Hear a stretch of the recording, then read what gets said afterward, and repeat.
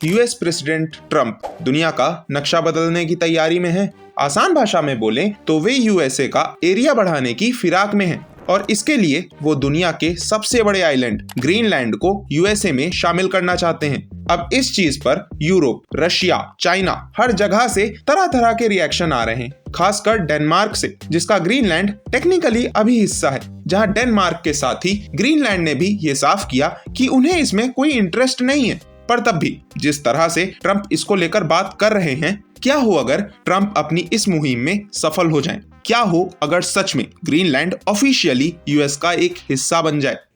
तो मित्रों, अभी यूएसए दुनिया का चौथा सबसे बड़ा देश है, पर अगर ग्रीनलैंड यूएस में शामिल हो जाता है तो यूएसए कनाडा और चाइना को पीछे छोड़कर दुनिया का दूसरा सबसे बड़ा देश बन जाएगा। देखो, ग्रीनलैंड को दुनिया का सबसे बड़ा आइलैंड ऐसे ही नहीं कहते। France, Germany, Spain, UK, Italy, Greece, Switzerland और बेल्जियम, यूरोप के इन 8 देशों का लैंड एरिया मिला भी दें तो भी ग्रीनलैंड से कम पड़ता है। बाकी ग्रीनलैंड को शामिल करने से यूएस का इन्फ्लुएंस और मजबूत तो होगा ही, पर उसकी पॉपुलेशन या जीडीपी पर इसका ज्यादा इम्पैक्ट नहीं पड़ेगा। अब ग्रीनलैंड बड़ा जरूर है, पर इस आइलैंड का लगभग 80% हिस्सा बर्फ से ढका हुआ है। इनफैक्ट यहाँ दुनिया का सबसे बड़ा ग्लेशियर भी है। ऐसे में यहाँ की पॉपुलेशन काफी कम, लगभग 57,000 ही है और जीडीपी लगभग $3.2 बिलियन की। ग्रीनलैंड की जीडीपी का लगभग 20% हिस्सा डेनमार्क की सब्सिडीज से आता है। ऐसे में ग्रीनलैंड के यूएस में शामिल होने के बाद डेनमार्क की जगह यूएसए को ग्रीनलैंड की इकोनॉमी को चलाने के लिए ये बिल पे करना होगा, जो $750 मिलियन से $1 बिलियन पर ईयर तक जाता है। वो बात अलग है कि यूएस जैसे इकोनॉमिक सुपर पावर के लिए ये ज्यादा मुश्किल नहीं होगा। ऊपर से मित्रों बता दूं, यूएस का ये खर्चा उसके लॉन्ग टर्म गेन के आगे कुछ नहीं है। ग्रीनलैंड सिर्फ यूएस का लैंड एरिया ही नहीं बढ़ाएगा, बल्कि यहाँ उसकी खुद की ज्योग्राफी ज्यादा इंपॉर्टेंट है। क्लाइमेट चेंज के कारण पृथ्वी का टेम्परेचर बढ़ रहा है। As a result North Pole की आइस धीरे धीरे कम हो रही है और इस वजह से आज ग्रीनलैंड अपने आप में काफी इंपॉर्टेंट स्ट्रेटेजिक लोकेशन है। जैसे जैसे आइस घट रही है, 2 बड़े Arctic shipping routes, the North West Passage और द नॉर्दर्न सी रूट, जिनके जरिए नॉर्थ अटलांटिक से नॉर्थ पैसिफिक ओशन तक आसानी से जाया जा सकता है, इनकी इंपॉर्टेंस भी बढ़ रही है और ग्रीनलैंड इन दोनों ही रूट्स के बीच में मौजूद है। अब ये यूएस के लिए क्यों इंपॉर्टेंट हो जाता है वो समझते हैं। अगर नॉर्थ वेस्ट पैसेज की बात करें तो ये ग्रीनलैंड के ज्यादा नजदीक है और ये रूट कनाडा के आर्टिक आइलैंड से होकर गुजरता है। ये पैसेज खास तौर पर यूएस ईस्ट कोस्ट से एशिया और यूएस वेस्ट कोस्ट से यूरोप, इनके बीच शिपिंग के लिए काफी फायदेमंद है। जैसे इस वीडियो के लिए तुम्हारा इसे लाइक करना। पैनामा कैनाल, जिसको भी ट्रंप के खरीदने के प्लान्स हैं, उससे गुजरने वाले शिपिंग रूट्स के मुकाबले नॉर्थ वेस्ट पैसेज करीब 6,900 किलोमीटर छोटा पड़ेगा। एज अ रिजल्ट समय और पैसे बचेंगे। 2013 में पहली बार नॉर्डिक ओरायन नाम के कार्गो शिप ने इस रूट को पार किया, जहां उसने ये सफर 4 दिन कम लेकर पूरा किया और लगभग $2 लाख या 1.65 करोड़ रुपए बचाए। वहीं अगर नॉर्दर्न सी रूट की बात करें तो 2030 तक रशिया के पास से जाने वाले इस रूट का भी बर्फ से फ्री होने का अनुमान है। ये दोनों ही रूट्स सुएज कैनाल, जो कि अगेन एक काफी इंपॉर्टेंट सी रूट है, उसके मुकाबले यूरोप से एशिया के बीच एक छोटा रूट प्रोवाइड करते हैं। जैसे जैसे ये रूट्स और खुलेंगे, ग्रीनलैंड की इंपॉर्टेंस बढ़ती जाएगी और इस चीज का यूएसए फायदा उठाकर इन आर्टिक रूट्स पर अपना इन्फ्लुएंस और बढ़ा पाएगा, जिसका सीधा असर ग्लोबल ट्रेड और शिपिंग इंडस्ट्री पर होगा।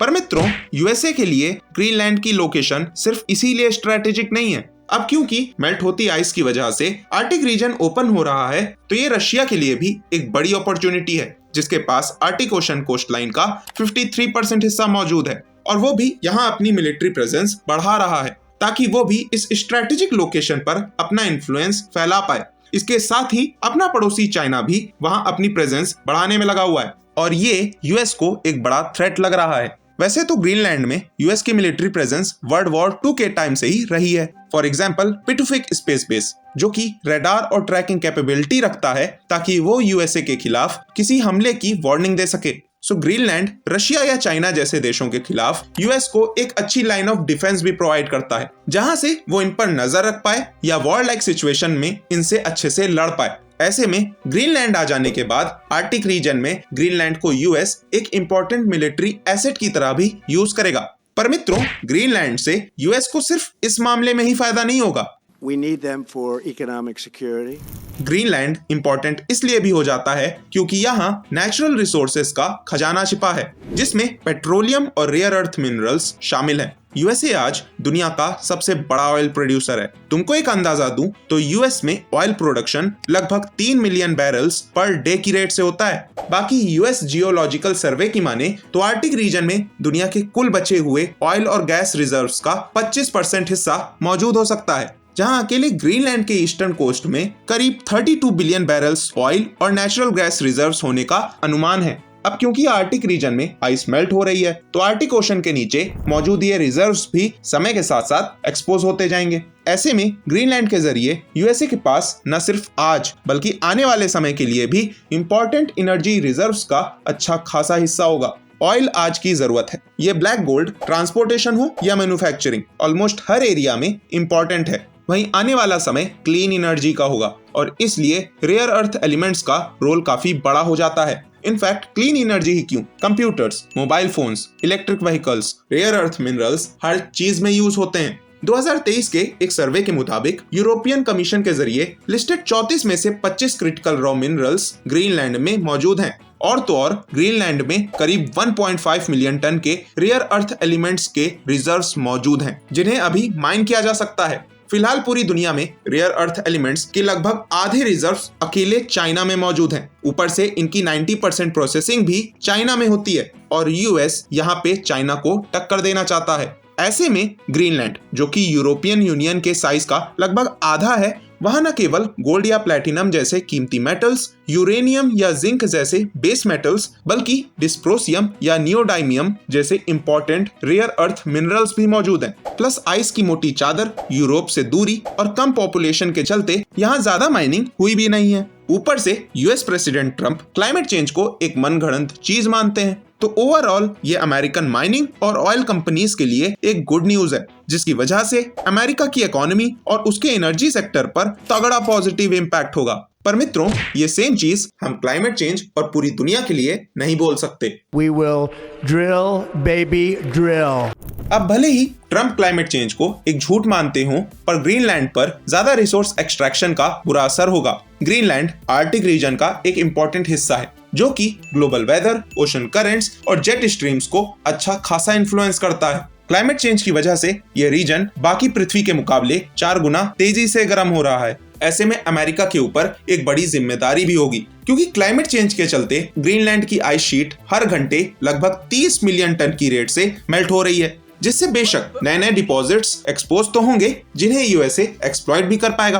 पर यहाँ पर अमेरिका की एक गलती पूरी दुनिया की वाट लगा सकती है, क्योंकि लार्ज स्केल पे एक्सट्रैक्शन और माइनिंग का ग्रीनलैंड के इकोसिस्टम पर बुरा इम्पैक्ट पड़ेगा, जिससे ग्लोबल टेम्परेचर्स और बाकी इकोसिस्टम भी प्रभावित होंगे। ग्रीनलैंड रिजर्व्स का खजाना तो है ही, पर साथ ही यहाँ दुनिया के 7% फ्रेश वाटर रिजर्व्स मौजूद हैं। जैसे जैसे दुनिया में फ्रेश वाटर की कमी बढ़ रही है, ग्रीनलैंड यहाँ पर भी बड़ा रोल प्ले कर सकता है।